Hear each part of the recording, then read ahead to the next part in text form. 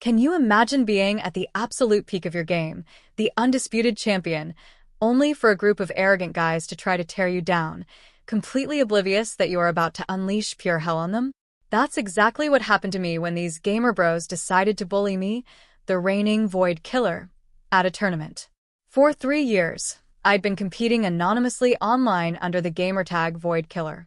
Nobody, and I mean nobody, knew that the faceless champion who'd won 5 major tournaments was actually me, Ashley, a 19-year-old girl. I liked it that way. But the second I walked into the tournament hall for my first ever in-person event, a group of guys at the registration table started laughing. The tallest one, wearing a jersey with Calvin on the back, sneered, "Lost, sweetie?" The anime convention's next door.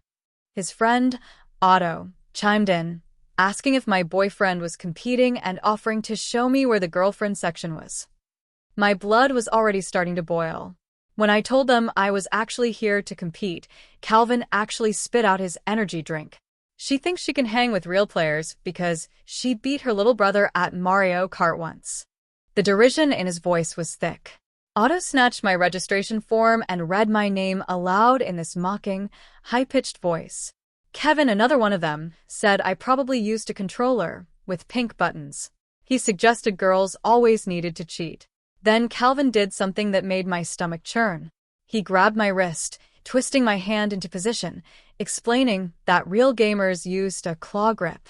He pressed down so hard I heard my knuckles crack. My equipment bag got dumped out by Otto, who held up my custom mouse, laughing that it was probably programmed with macros. They demanded I answer their quiz questions about game lore. When I answered every single one perfectly, Otto accused me of Googling and tried to snatch my phone. Kevin went through my photos, making disgusting comments about OnlyFans. It was a nightmare. Then, Calvin's eyes landed on my competitor badge. His face went from mocking to beet red. He held it up and screamed that diversity quotas were destroying competitive gaming. He cornered me against the registration table, his face inches from mine, and slammed his hand over my mouth when I tried to speak. His palm pressed so hard, I actually tasted blood. Kevin, meanwhile, grabbed my mouse, my custom mouse, and stepped on the cable until it sparked. My heart was racing. I was trapped. Calvin leaned in close, his breath hot against my ear, and whispered, his voice a venomous hiss, "After I'm done with you, I'm going to find every girl at this tournament and tell them exactly what happens when they try to invade male spaces." Just as I felt a panic attack rising, the tournament organizer's voice boomed through the speakers, calling our pool to the main stage. My hands were trembling so badly, I had to shove them into my pockets. 3 years of dominating online, 5 championships, and these guys had made me feel like that scared 12-year-old who first got told she didn't belong in voice chat. The fear was physical. I hated it. I sat down at my assigned computer. The screen loaded my account. My gamertag, Void Killer. Calvin was 2 seats away. I watched him glance at my screen, then freeze. He looked at my face, then back at the screen, then at my face again. His jaw dropped. "No way," he whispered, a strangled sound. Suddenly, the commentators' voices boomed through the speakers. "And we have a special treat today, folks. 5-time champion Void Killer is competing in person for the first time ever." The crowd erupted. People were standing, craning their necks, trying to see who was sitting at my station. Calvin's face drained of color. Otto and Kevin were frantically whispering to each other, their earlier bravado completely gone. The first match started. Calvin versus me. He was shaking so badly, he could barely click his mouse. I decimated him. 4 minutes. It was the shortest match in tournament history for that bracket. The crowd went absolutely insane. Otto lasted 6 minutes. Kevin lasted 5. After each match, I stood up and looked them directly in the eyes. I didn't say a word. I just let them sit with it. Let them drown in their humiliation. By the finals, the story had spread like wildfire throughout the entire hall. People had footage of Calvin's crew harassing me at registration. Someone had recorded Kevin destroying my mouse. Another person caught Calvin covering my mouth. The tournament organizers pulled all 3 of them aside during the semi-final break. When they came back, their faces were gray. I won the tournament. My 6th championship. When I lifted the trophy, the crowd chanted, "Void Killer! Void Killer!" so loud the walls actually shook. The post-match interview went viral. The host asked about competing in person for the first time. I told the truth, every single detail about what Calvin and his friends had done. The footage was everywhere within hours. Gaming news sites picked it up. Then mainstream outlets. Calvin's team dropped him before the sun even set. Otto lost his streaming partnership. Kevin's sponsorship deals evaporated overnight. 3 weeks later, the tournament organization announced a permanent ban on all 3 of them. Lifetime. No appeals. Calvin tried to apologize publicly. He posted a video saying he'd made mistakes and was working on himself. The comments were disabled within an hour because of the sheer backlash. I got messages from hundreds of girls after that. Girls who'd quit competitive gaming because of guys like Calvin. Girls who'd never even entered tournaments because they were afraid of exactly what happened to me. It hit me hard. This wasn't just about me anymore. So I started a mentorship program. We paired experienced female players with newcomers, gave them someone to sit with at LAN events, someone who'd already faced the Calvins of the world, and won. Last month, one of my ments won her first regional tournament. She's 15. Her gamer tag is Ashley's Mouse because she uses the same model I do. After her victory, a guy in the crowd yelled that she probably cheated. She grabbed the microphone, looked him dead in the eye, and said, "My mentor is Void Killer. You want to say that again?" The room went silent. Then the crowd started laughing at him. That's the thing about spaces people say you don't belong in. You don't just take them. You hold them open for everyone who comes after you. Calvin streams to about 40 viewers now. Mostly bots. Sometimes I check in just to watch his numbers. Petty? Maybe. But I earned it. I opened Calvin's stream a few days later and watched the viewer count sit at 32. Half the chat was just bots spamming crypto scam links. The other half was maybe 3 actual people asking when he'll play his main game again. He can't. The bans make sure of that. I watched for 5 minutes, then closed the tab. The satisfaction hits different every time I check in. My inbox won't stop filling up. Every time I clear 20 messages, 30 more appear. Girls sharing stories about guys who grabbed their controllers at LANs. Girls who got followed to their cars after tournaments. Girls who stopped competing because someone told them they only won because the other player went easy on them. I read every single message. I respond when I can, usually late at night when I should be sleeping. Each story makes me angrier about how normal everyone treated this stuff, like it was just part of gaming culture instead of harassment that should have gotten people banned years ago. Moira Osborne emailed me 3 weeks after the tournament. She's one of the main organizers, the woman who actually runs registration and handles competitor issues. Her email was short and direct. She wants to know if I'd help develop an anti-harassment protocol for future events. Real policies with actual consequences, not just a code of conduct buried on page 7 of the rule book that nobody enforces. I wrote back within an hour. Yes. Absolutely. Yes. Because words on paper mean nothing without someone who lived it helping write them. We spent 3 weeks on video calls drafting the policies. Moira pulled in 2 other organizers and a lawyer who specializes in event safety. I told them exactly what happened at registration. The wrist grabbing, the equipment destruction, Calvin's hand over my mouth. I made them understand that harassment doesn't just happen during matches. It starts the second women walk through the door. The policies we wrote cover everything. Mandatory harassment training for all competitors before they can register. Immediate removal for physical intimidation. Lifetime bans for documented patterns of abuse. The policies protect competitors from registration through post-event interactions, including online harassment. Afterward, Moira pushed to include a reporting system where witnesses can submit evidence anonymously. The lawyer made sure everything was enforceable and wouldn't get the organization sued. The first tournament using the new protocols happened 2 months later. I registered as both competitor and observer. Moira wanted me there to see how enforcement actually works in real time.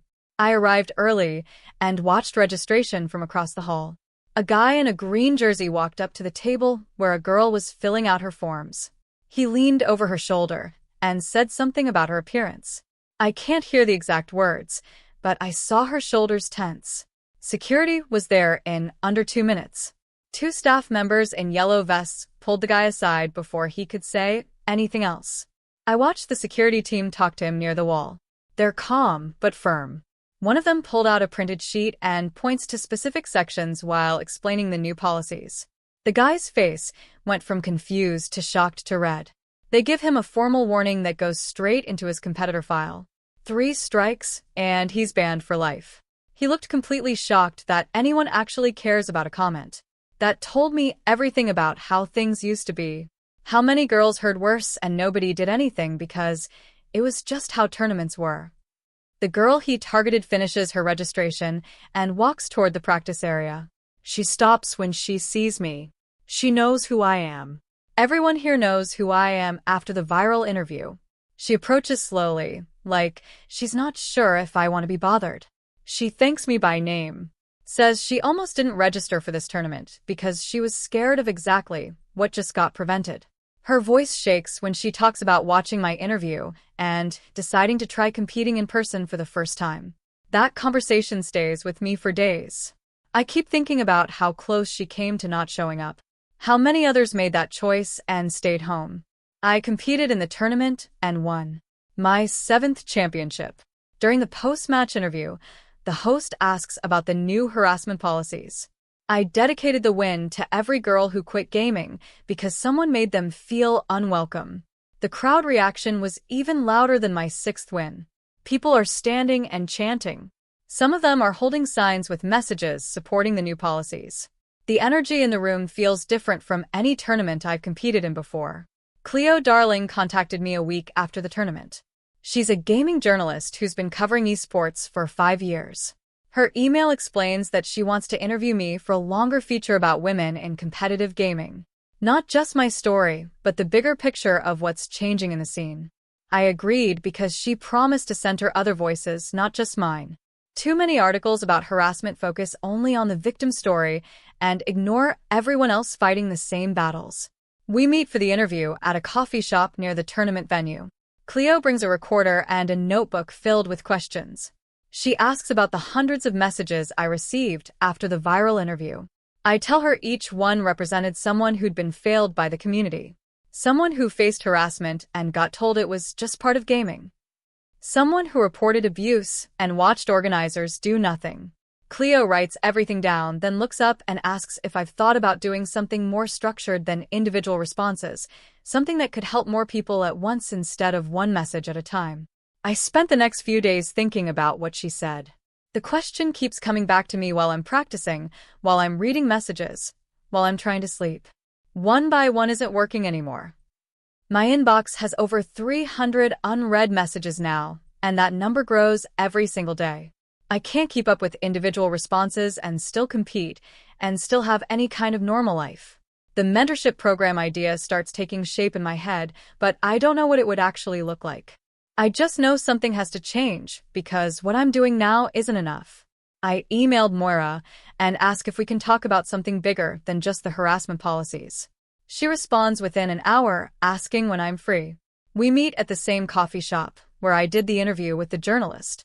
Moira brings her laptop and a notebook and looks genuinely excited when I explain the mentorship program concept, pairing experienced female players with newcomers who need support and guidance, giving them someone to sit with at tournaments so they don't walk into registration alone like I did.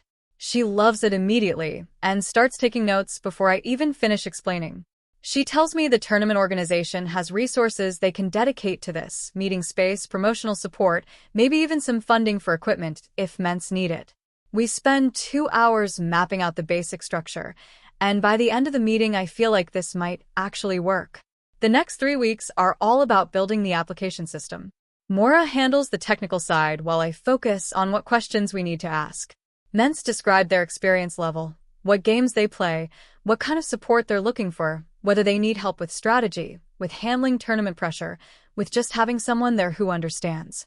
Mentors specify what they can offer based on their own experience and availability.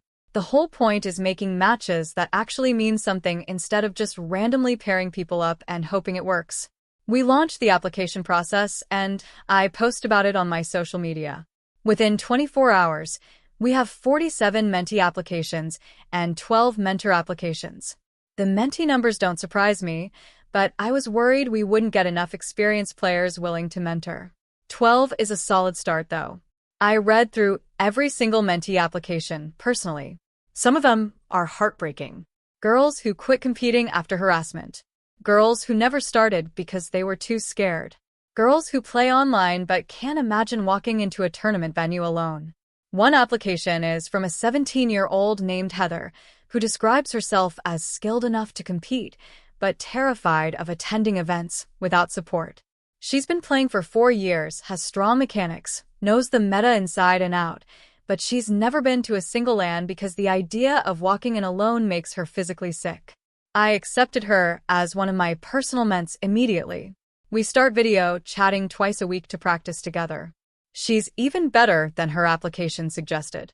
Her game sense is incredible and her execution is clean. The only thing holding her back is fear, and I know exactly how that feels. I promise her I'll sit with her at her first tournament, and I mean it.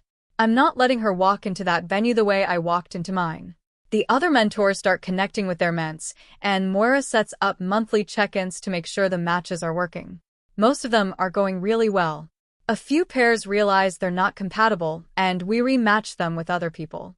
The flexibility is important because forcing connections that don't work helps nobody. 2 months after we launched the program, Heather tells me she's ready to register for a tournament. It's smaller and regional, not one of the major circuits, but it's still a huge step for her. I clear my schedule to be there. Registration day arrives, and I meet Heather outside the venue. She's shaking so badly, she drops her equipment bag twice before we even get to the door. I pick it up for her and carry it inside. At the registration table, she can barely hold the pen to fill out her forms. Her hands are trembling, and she keeps apologizing. I tell her there's nothing to apologize for and help her complete the paperwork. I stay right next to her through the entire process, making it completely clear she's not alone. Other competitors glance at us, and I see recognition in some of their faces. They know who I am. Nobody says anything inappropriate. The tournament starts, and Heather wins her first match, then her second, then her third. She makes it all the way to semifinals before losing to a player who's been competing for 5 years. After the match, she's practically glowing despite the loss. She tells me that just participating without anyone making her feel unwelcome is worth more than any trophy. That feeling of safety and belonging matters more than the competitive results. I understand exactly what she means. 3 months after launching the program, we have 15 active mentor-mentee pairs, and Moira suggests we create a private Discord server for everyone. The community aspect becomes just as valuable as the individual mentoring relationships. People share strategies, discuss tournaments, vent about bad experiences, celebrate victories. It's the support network I wish had existed when I started competing. I keep entering tournaments myself because staying visible matters. 4 months after everything with Calvin, I win my 8th championship. Standing on that stage holding the trophy feels different now. I'm not just winning for myself anymore.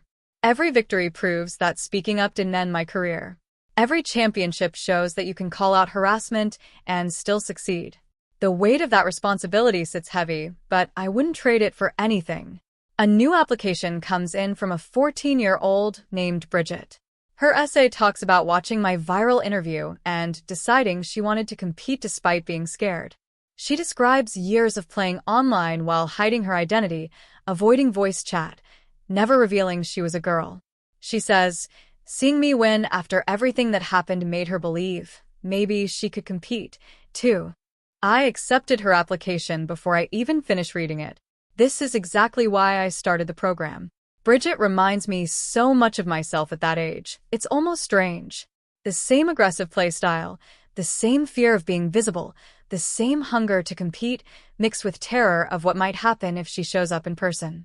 She's naturally talented in ways that can't be taught, but she's never played at a LAN, never sat at a tournament station, never felt the pressure of competing with people watching. We start working together, and I can see her potential immediately. She just needs someone to help her believe she belongs there. We start meeting twice a week over video calls, and I walk her through everything I know about competitive play. The first few sessions focus on mechanics and strategy, but I quickly realize she needs more than that. I teach her breathing exercises for when the pressure builds during matches. I show her how to recognize when someone is trying to get in her head and how to block it out. I explain the mental tricks I use when my hands start shaking or my heart races too fast. She practices on stream while I watch and give feedback in real time. After each session, I send her notes about what worked and what needs adjustment. The improvement happens fast because she's naturally talented and willing to put in the work. For weeks in, she asks me the question I've been waiting for. She wants to know if people will treat her the way Calvin treated me.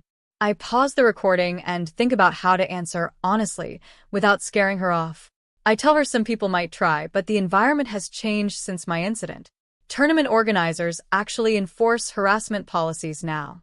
Other players are more likely to speak up when they see something wrong. The community isn't perfect, but it's better than it was. I promise her I'll be there at her first tournament, sitting in the audience where she can see me. She goes quiet for a minute, then thanks me in a voice that sounds relieved. We keep practicing, and I watch her confidence grow with each session. She starts playing more aggressively and taking risks that pay off. Her reaction time improves, and her strategy gets sharper. By the time her first tournament comes around, she's ready, even if she doesn't fully believe it yet. The regional qualifier happens on a Saturday morning at a convention center 2 hours from my apartment. I drive there early and find a seat in the audience section with a clear view of the competitor stations. I'm wearing my Void Killer jersey, so she can spot me easily when she looks up. The venue fills up fast, and I watch players register at the same tables where Calvin cornered me 8 months ago. Everything looks different now. Security walks the floor checking badges. Staff members wear shirts that say, "Ask me about our harassment policy," in bright letters. The atmosphere feels safer, even though I know one tournament doesn't fix everything. Bridget arrives looking nervous, and I catch her eye from across the room. She gives me a small wave, and I see her shoulders relax slightly. She registers without incident and heads to her assigned station. The first match starts, and she wins cleanly against an opponent who clearly underestimated her. The second match takes longer, but she adapts her strategy mid-game and pulls out a victory. By the third match, other people in the audience are starting to notice her aggressive play style. She's playing exactly like I taught her, with the same calculated risks and fast decision-making. I watch her destroy her third opponent and feel this surge of pride that catches me off guard. This is what the mentorship program was supposed to create. Her fourth match puts her against a guy who's been competing for 3 years. The match starts well, and she takes an early lead. Then I hear him muttering something I can't make out from the audience. Bridget's shoulders tense, and her gameplay hesitates for just a second. I lean forward in my seat, willing her to look up. She glances toward the audience, and our eyes meet. I nod once, and she takes a visible breath. Then she destroys him.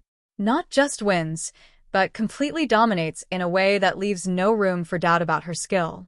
The guy's face goes red, and he shoves back from his station when the match ends. Bridget stands up and walks past him without saying a word. I see her fighting back a smile as she heads to the waiting area. During the break between rounds, she finds me in the crowd. She tells me that moment when she looked up and saw me there changed everything. She says it felt like taking back power she didn't even know she'd lost. The words hit me hard because I remember that exact feeling. The tournament continues and Bridget keeps winning. She makes it through the semifinals and into the finals against a player who's ranked in the top 50 regionally. The final match is close, and the crowd gets loud. I'm on my feet with everyone else watching her execute strategies we practiced together. She wins the deciding round, and the announcer calls her name as the tournament champion. Bridget stands up from her station and points directly at me in the audience before accepting her trophy. I'm not ashamed to admit, I cry a little. Watching her hold that trophy feels more important than any of my own championships. This is what happens when someone gets the support I never had starting out. The local gaming news covers her win that afternoon. The article mentions she's part of my mentorship program and includes quotes from her post-match interview about having support from experienced players.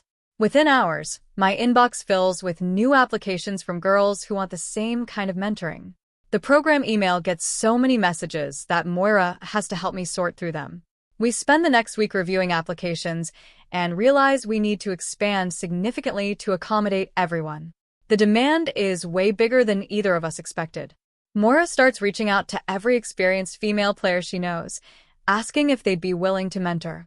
Some say yes immediately after seeing Bridget's interview.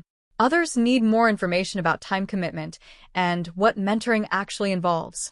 We put together better documentation about expectations and training resources for new mentors. Moira sets up group video calls where current mentors can talk to potential new ones about their experiences. The recruiting push is intense but necessary because we can't leave hundreds of applicants hanging without support. I'm competing in the same major tournament as Bridget, and my matches are scheduled for the next day. Walking into the venue feels different now compared to my first in-person tournament 3 years ago. Nobody questions whether I belong here or makes comments about my gender. Other competitors nod at me or say quick hellos between matches. Some newer players look nervous around me, but that's about my skill level, not about being female. I move through my early brackets without much trouble. The competition gets harder in later rounds, but I've been doing this long enough that I know how to adjust. My semi-final match goes the distance, and I barely pull it out. The finals opponent is someone I've faced online before, and we both know each other's tendencies. The match is close, but I take it in the end. My 10th championship. When they hand me the trophy, I feel this weird mix of pride and disbelief. I started competing anonymously at 16 because I was scared of exactly what happened at that first in-person tournament. I never imagined I'd make it to double-digit championships. The victory is sweet and satisfying, but honestly, the mentorship work feels more meaningful now.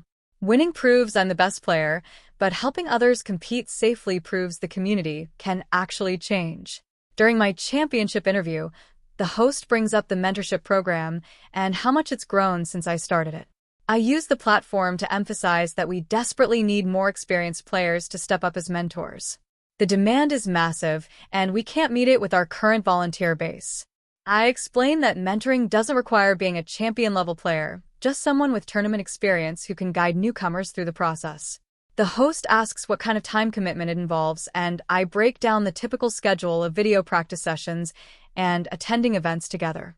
I make it clear that we provide training and resources for new mentors so they're not figuring it out alone. The interview reaches a huge audience because championship matches get the most viewership. That same night, 3 professional players contact me directly offering to join as mentors. They all mention seeing the interview and wanting to contribute to the cultural shift. One of them has been competing for 7 years and says she wished something like this existed when she started. Another is recently retired from competition, but still heavily involved in the scene.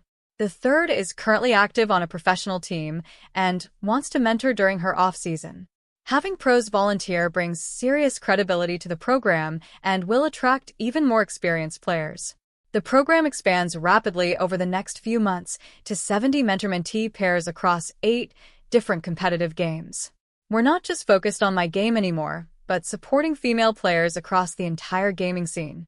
Moira helps establish regional chapters so people can meet in person instead of only connecting online. The chapters organize local practice sessions and group attendance at smaller tournaments. This gives Ments the chance to compete with built-in support systems instead of showing up alone and scared. The organizational structure is becoming real and legitimate instead of just me answering messages and setting up video calls. We have coordinators for different regions and game categories. We create better tracking systems for mentor-mentee matches and progress reports. The whole thing is turning into an actual organization with reach and impact beyond what I imagined when I first started responding to those hundreds of messages. Heather gets signed to a professional team, which is massive news because they're one of the biggest organizations in competitive gaming. She becomes one of their first female players in the team's entire history. Her signing announcement specifically credits the mentorship program for helping her develop the skills and confidence to compete at the professional level. The announcement gets picked up by major gaming news sites and brings another wave of attention to what we're doing. Applications surge again, and we have to expand our waitlist. The professional team's social media posts about Heather joining get huge engagement with mostly positive responses. Sure, there are still some idiots in the comments making stupid jokes, but they get drowned out by genuine excitement. Other professional teams start paying attention and reaching out asking about our mentorship model. Some want to partner with us to develop their own female player pipelines. The whole ecosystem is shifting in ways that felt impossible 3 years ago. 2 other major tournament organizations invite me to consult on their harassment policies. They want to implement the same standards we established after my incident with Calvin. I bring the same uncompromising approach to their policy development. No more looking the other way when competitors harass each other. No more treating abuse as normal trash talk that's just part of gaming culture. Mandatory reporting systems for harassment complaints. Immediate investigation procedures with clear timelines. Graduated consequences starting with warnings and escalating to permanent bans for serious violations. Both organizations adopt policies that are even stricter than what I initially proposed. They recognize that half measures don't work and competitors need to know that harassment has real consequences. The policies go into effect at their next major events, and competitors are required to acknowledge them during registration. Some players complain about political correctness ruining gaming, but they're the exact people these policies are designed to weed out. 10 months after her first major tournament, Bridget competes in another one. I'm in the audience again, watching her walk through registration with complete confidence. She's not the nervous kid who needed me to fill out her forms anymore. She moves through early brackets smoothly and efficiently. Her gameplay has evolved significantly since that first tournament. She's incorporated advanced techniques we practiced and developed her own style. The competition gets tougher in later rounds, but she handles the pressure like someone who's been doing this for years instead of months. I watch her adapt to different opponent strategies and make smart adjustments between rounds. She makes it all the way to the finals. The finals opponent is tough and experienced, but Bridget plays with the confidence of someone who knows she belongs on that stage. I'm sitting in the audience, watching her compete at the highest level with zero fear or hesitation. This is exactly what I wanted to create through the mentorship program. Not just helping girls win tournaments, but helping them compete with the absolute certainty that they deserve to be there. The finals match goes to 5 games. Bridget plays with everything I taught her and everything she figured out on her own. Her opponent is 23 and has been competing professionally for 4 years. The crowd is split between them, chanting and cheering after every big play. Bridget takes the first game, loses the second and third, wins the fourth to force the deciding match. I'm gripping the armrests of my seat, so hard my fingers hurt. The final game comes down to one crucial moment. Bridget has the advantage, but makes a risky play that doesn't work out. Her opponent capitalizes immediately and closes out the match. Second place. The crowd gives both players a standing ovation. Bridget stands up from her station and shakes her opponent's hand, then turns to look at me in the audience. She's smiling even though she lost. The post-match interview happens right there on stage. The host congratulates Bridget on an incredible run and asks how it feels to play second at 15 years old. She talks about the competition being tough and her opponent playing better today. The coverage afterward focuses entirely on her skill and potential. Gaming news sites run headlines about the youngest finalist in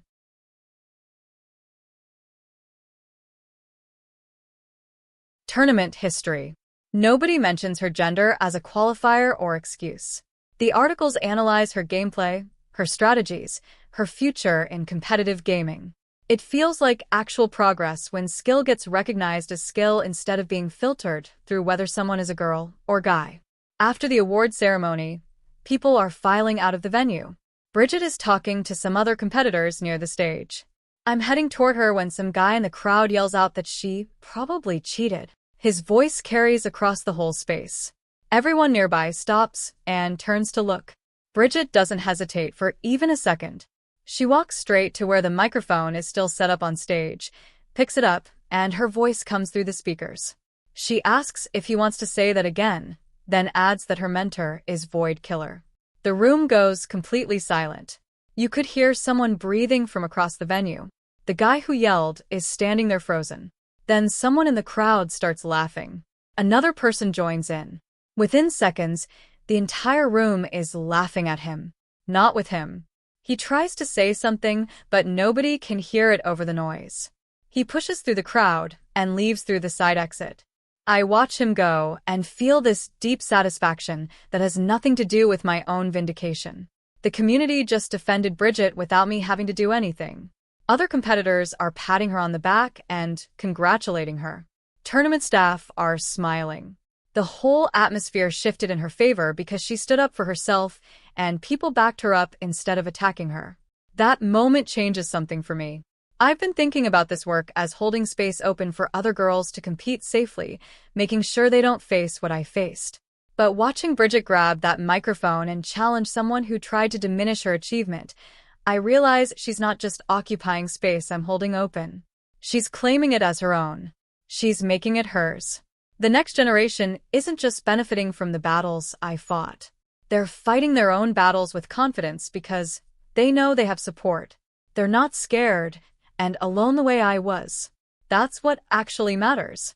Not that I cleared the path, but that they're walking it without fear. 3 weeks later, the mentorship program hits its 1-year anniversary. Moira sends me the statistics. 85 active mentor-mentee pairs across 9 different competitive games. 15 success stories of men's winning tournaments or joining professional teams. 3 men's have gotten sponsorship deals. 7 are streaming regularly with growing audiences. The Discord server has over 200 members now, including mentors, ments, and alumni who stay involved to help newcomers. We're making measurable impact that shows up in actual results. Girls are competing, winning, building careers in gaming. The numbers prove the program works beyond just good intentions. Moira calls me the next day and says the tournament organization wants to talk about expansion. They've been contacted by gaming organizations in 6 other countries asking about our model.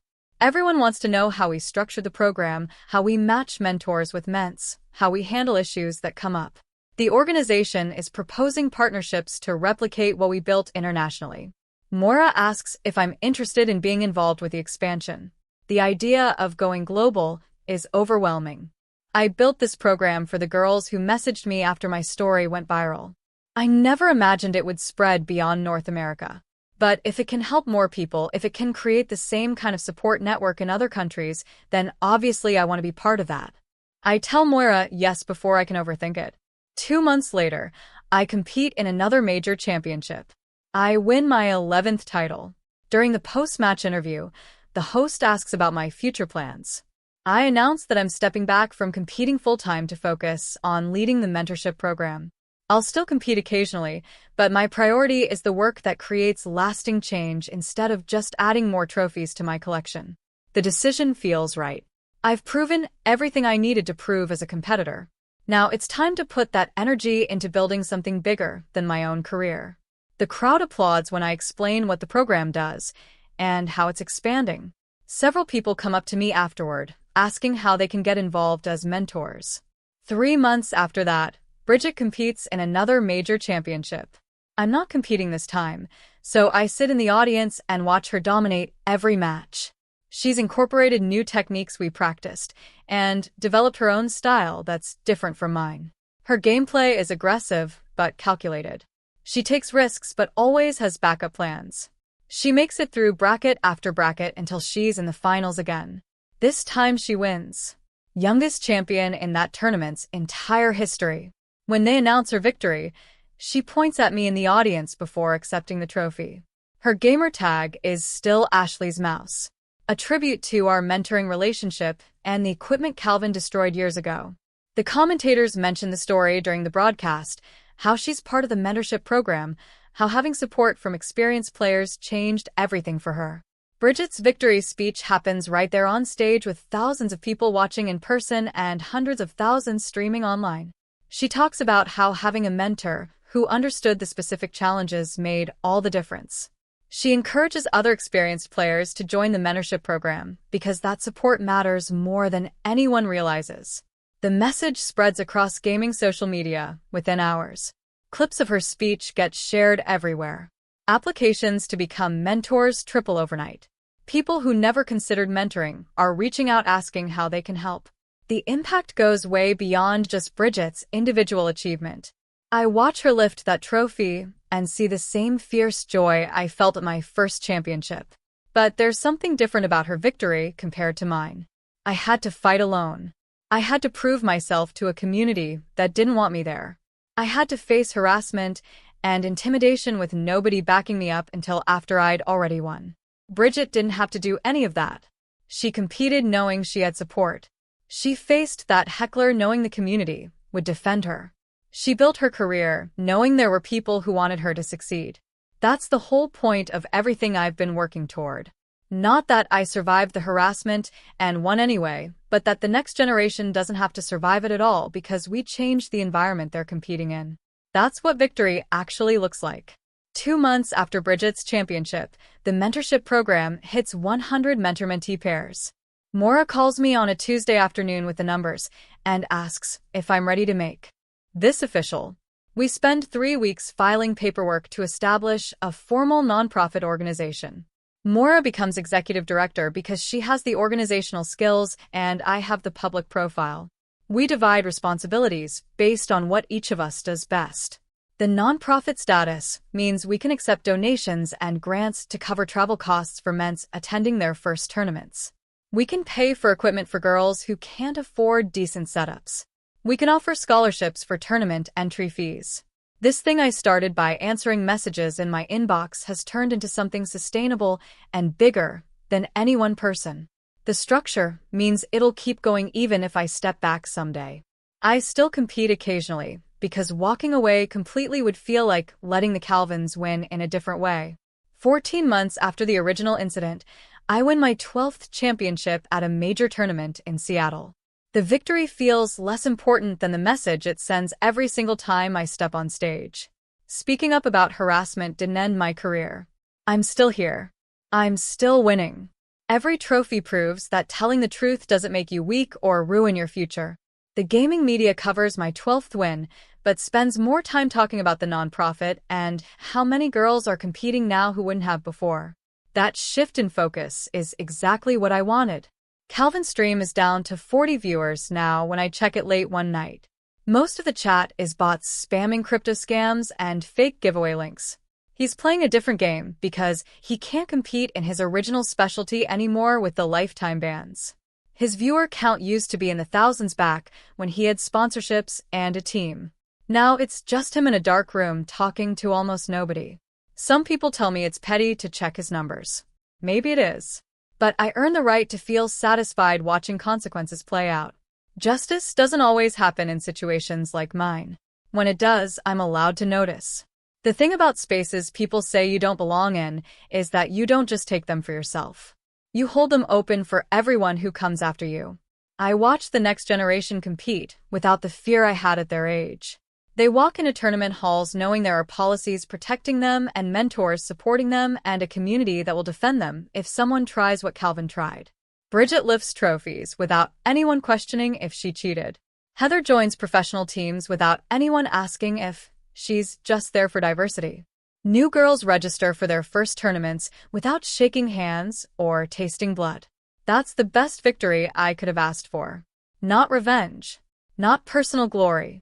Just watching the doors stay open and seeing who walks through them. All right, that's all I've got today. Thanks for letting me share this journey with you. Have you ever stood up against injustice, even when it felt like you were alone? Or seen someone else pave the way for a better future? Let me know in the comments below.